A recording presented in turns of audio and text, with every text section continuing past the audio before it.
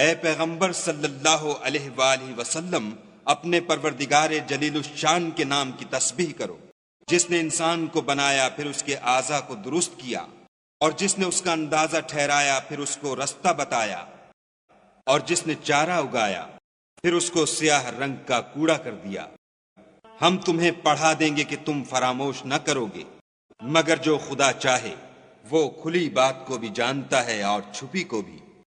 ہم تم کو آسان طریقے کی توفیق دیں گے، سو جہاں تک نصیحت کے نافع ہونے کی امید ہو نصیحت کرتے رہو۔ جو خوف رکھتا ہے وہ تو نصیحت پکڑے گا، اور بے خوف بدبخت پہلو تہی کرے گا۔ جو قیامت کو بڑی تیز آگ میں داخل ہوگا، پھر وہاں نہ مرے گا نہ جیے گا۔